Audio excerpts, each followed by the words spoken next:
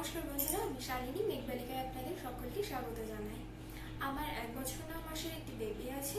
তো তাকে বড় করতে গিয়ে আমি এবং আমার হাজবেন্ড যে সমস্যার সম্মুখীন হয়েছি, সমস্যা থেকে কিভাবে বেরিয়ে উঠেছে, আমরা যা যা জেনেছি শিখেছি সব কিছু আপনাদেরকে আমি আমার এই চ্যানেলে বিভিন্ন ভিডিওর মাধ্যমে আপনাদের জন্য আমি শেয়ার করব। আমি আজকে প্রথম এবং এই ভিডিও শেয়ার করার মূল কারণ হলো নিউবর্ন বেবিদের আপনি কেয়ার কিভাবে নেবেন সেটার সংক্রান্ত কিছু তথ্য আমি আপনাদেরকে দিতে চাই।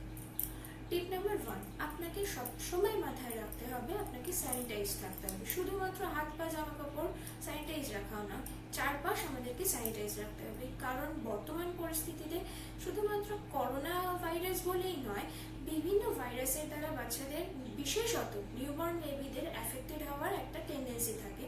তো সেইভাবে যাতে তাকে আমরা সেই পরিস্থিতি থেকে তারা যাতে কোনোভাবে অ্যাফেক্টেড না হয়, তাদেরকে যাতে আমরা সেফ রাখতে পারি, তার জন্য আমাদেরকে সবসময় স্যানিটাইজ রাখতে হবে। কি করতে হবে? আমাদের হাত পা জামা কাপড় সবসময় পরিষ্কার পরিচ্ছন্ন রাখতে হবে। আমরা বাইরে থেকে এসে যাতে কোনোভাবে বাচ্চাকে না ধরে পরিষ্কার পরিচ্ছন্ন না হয়, এই ছোট ছোট কাজগুলো আমাদেরকে মাথায় রেখে করতে হবে। তো আমাদের বেবিকে টাচ করার আগে সবসময় পরিষ্কার পরিচ্ছন্ন থাকতে হবে, হাত স্যানিটাইজ করতে হবে, তবেই আমরা বেবিকে টাচ করব। কারণ আমাদের হাতের মধ্যে বিভিন্ন রোগ জীবাণু ময়লা থাকে, সেগুলো বাচ্চার কাছে গেলে, বাচ্চার সংস্পর্শে এলে বাচ্চার ক্ষতি হতে পারে। টিপ নাম্বার 2, ব্রেস্ট ফিডিং মানে এক্সক্লুসিভ ব্রেস্ট ফিডিং। ডে 1 থেকে 6 মাস বয়স অবধি বাচ্চাকে ব্রেস্ট ফিড ছাড়া কোনো জল পর্যন্ত দেওয়া যাবে না। তো সেই ব্রেস্ট ফিড করানোর জন্য ইনফ্যাক্ট আপনি নিজেও দেখেছেন যে এখন ডাক্তাররা সবসময় মাকে বলেন যে বাচ্চাকে ব্রেস্ট ফিড করাতে, আর ব্রেস্ট ফিডের বিকল্প কিছু হতে পারে না বাচ্চার জন্য।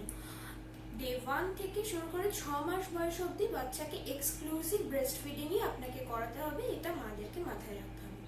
কিন্তু এক্ষেত্রে ব্রেস্ট ফিডিং করানোর সময় কিছু কিছু সমস্যা হয়। বাচ্চা ব্রেস্ট ফিড করতে চায় না, বা সেই সময় আপনি কিভাবে বাচ্চাকে ব্রেস্ট ফিড করাবেন, তাকে ইনসিস্ট করবেন, আপনি কিভাবে পদক্ষেপ নেবেন, এই সমস্ত কিছু, বা না করলে আপনি কি করবেন তার সংক্রান্ত আমি কিছু তথ্য আপনাদের সাথে শেয়ার করতে চাই। যদি আপনারা জানতে ইচ্ছুক হন তাহলে অবশ্যই আমাকে কমেন্ট বক্সে জানাবেন। আমি চেষ্টা করব অন্য কোনো ভিডিওতে আপনাদের সাথে সেই তথ্য শেয়ার করা।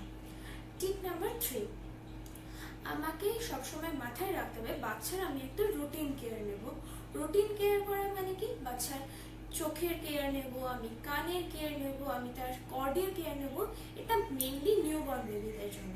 কারণ তারা যখন মাতৃগর্ভে থাকে, তো তখন তারা বিভিন্ন নোংরা বলুন বা মায়ের পেটের মধ্যে থাকা অবস্থায় বিভিন্ন পদার্থের মধ্যে থাকে। তো সেই পদার্থ থেকে যখন সে নতুন পরিবেশে এলো, তাকে তো আমাদের এম রাখতে হবে পরিবেশের সাথে মানানসই করে তুলতে হবে। তো সেই জন্য আমাদের কিছু করা উচিত। সে করা উচিত বলতে প্রথমত আমাদের তার চোখের কেয়ার নিতে হবে। চোখের কেয়ার আপনি কিভাবে নেবেন? চোখে দেখবেন যে আমাদের বড়দেরও তো অনেক সময় পিছুটে জমে থাকে, চোখের এই জায়গাগুলো সাদা হয়ে থাকে।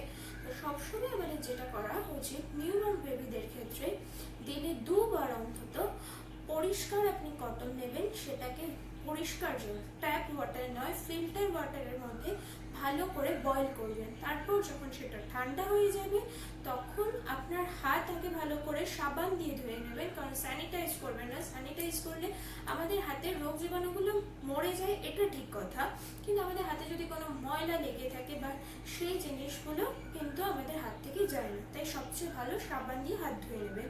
ধোয়ার পর আপনি যেটা করবেন, তুলোটা নেবেন, নিয়ে জলটা পুরো চিপে নেবেন।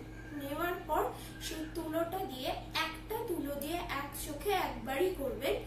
এই ভিতর দিক থেকে বাইরের দিকে, এইটাকে যেমনভাবে আমরা কাজল করি, ময়লাটাকে জাস্ট একবার টেনে বার করে দেবেন।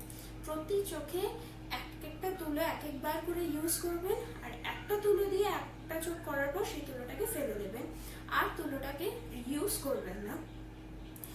আর এটা দিনে 2 বার করলেই যথেষ্ট। অ্যাটলিস্ট 1 মাস বয়স অবধি আপনি যদি এটা করেন, তাহলে বাচ্চার আইসাইটও অনেক ইমপ্রুভ হবে। তারপর আপনাকে যেটা করতে হবে, কানের কেয়ার নিতে হবে। কানের কেয়ার আপনি কিভাবে নেবেন? এটা সাধারণত স্নানের পর করলেই বাচ্চাদের ক্ষেত্রে ভালো হয়। তো তার জন্য আপনি যেটা করবেন, আর মাথায় রাখবেন আপনার হাতে যেন নখ না থাকে।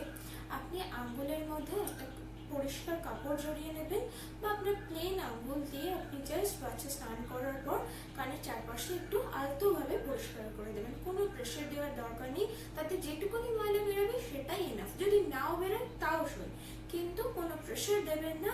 আর স্নান করার পরই করবেন, কারণ স্নানের পর আমাদের কানের চারপাশটা নরম থাকে। তারপর আপনার যেটা করা উচিত সেটা হলো বাচ্চার আম্বিলিক্যাল কর্ডের কেয়ার নেওয়া। এখন দেখবেন নিউবর্ন বেবিরা, সেটা সিজার হোক, সিজারিয়ান বেবি কি নর্মাল ডেলিভারির পর, ডক্টররা তাদের আম্বিলিক্যাল কর্ডের মধ্যে একটা ক্লিপ লাগিয়ে দেন। আপনাকে মাথায় রাখতে হবে যতক্ষণ না সেই আম্বিলিক্যাল কর্ডের পুরো নাভির চারপাশটা শুকিয়ে যাচ্ছে বাচ্চার, ততদিন অবধি আপনাকে কিন্তু তার একটা এক্সট্রা কেয়ার নিতে হবে। তার জন্য আপনাকে যেটা করতে হবে সেটা হলো যে যাতে তার মধ্যে জল কোনোভাবে না জমে বা সেই জায়গাটা ভেজা না থাকে, কারণ যদি ভেজা থাকে তার থেকে ইনফেকশন হওয়ার চান্স থাকে। তাই জন্য আপনাকে সেই জায়গাটা সবসময় শুকনো রাখতে হবে। যদি কোনোভাবে তার মধ্যে জল পড়ে বা জল থেকে যায়, সঙ্গে সঙ্গে সেই জায়গাটাকে আপনাকে মুছে দিতে হবে যাতে শুকনো থাকে সেই জায়গাটা। অ্যাটলিস্ট যতদিন না অবধি আম্বিলিক্যাল কর্ডটা পুরোপুরি রিমুভ হয়ে যাচ্ছে বেবির শরীর থেকে, ততদিন অবধি আপনাকে এটা করতে হবে। আর সবচেয়ে ভালো হয় আপনি আপনার পেডিয়াট্রিকের সাথে কনসাল্ট করতে পারেন, তাহলে সেই পেডিয়াট্রিক আপনাকে নিশ্চয়ই কোনো না কোনো ওষুধ সাজেস্ট করবেন, বা উনি নিশ্চয়ই আপনাকে কোনো টিপস দেবেন যে সেটার এক্সট্রা কেয়ার আপনি কীভাবে নেবেন। আরেকটা ইম্পর্ট্যান্ট টিপস আমি আগে দিতে ভুলে গেছি, সেটা হলো ফিডের সাথে সাথে আপনাকে অবশ্যই বাচ্চাকে বার্পিং করাতে হবে। বার্পিং করানো মানে ঢেকুর তোলাতে হবে বাচ্চাকে। কিভাবে ঢেকুর তোলাবেন, কেন ঢেকুর তোলানো প্রয়োজন, কেনটা আমি এখন বলে দিচ্ছি। কারণটা হলো যে বাচ্চাদের ক্ষেত্রে বাচ্চারা কোনোভাবেই নিজের থেকে ঢেকুর তুলতে পারে না, তাই বাচ্চাদের ক্ষেত্রে আমাদেরকে প্রত্যেকটা ফিডের পর তাকে অবশ্যই ঢেকুর তোলানো দরকার। অ্যাটলিস্ট সে যদি ঢেকুর নাও তোলে, তাকে একটা চেস্ট ম্যাসাজ দেওয়া অবশ্যই দরকার। কেন ঢেকুর তোলাবেন, কিভাবে তোলাবেন, কোন পজিশনে রেখে আপনি তোলাবেন, এটাও যদি আমি এখন এই ভিডিওতে শেয়ার করতে চাই, ভিডিওটি অনেক বড় হয়ে যাবে। আপনারা যদি জানতে চান অবশ্যই আমাকে কমেন্টে জানাবেন, আমি চেষ্টা করব অন্য কোনো ভিডিওতে আপনাদের সাথে সেটা শেয়ার করার। আশা করি যে কটি টিপস আপনাদের দিয়েছি সেটা আপনাদের উপকারী হবে। আর আরও কিছু টিপস আছে, সেটা আমি আমার অন্য ভিডিওতে আপনাদের সাথে শেয়ার করব। আমার চ্যানেলটিকে অবশ্যই সাবস্ক্রাইব করবেন, এবং আমার ভিডিওটি যদি ভালো লেগে থাকে লাইক করতে ভুলবেন না, আর অবশ্যই অনেক অনেক শেয়ার করবেন। আশা করি নেক্সট যে ভিডিওগুলো আমার চ্যানেলে আসছে সেটা আপনাদের জন্য খুব উপকারী হবে।